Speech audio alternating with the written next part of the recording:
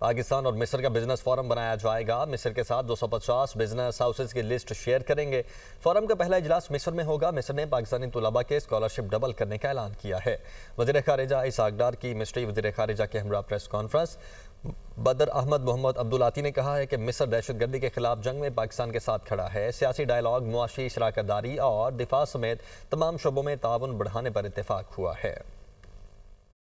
Pakistan will share with Egypt a comprehensive list of 250 Pakistani business houses representing key sectors of the economy. After that, a new Pakistan-Egypt Business Council will be established.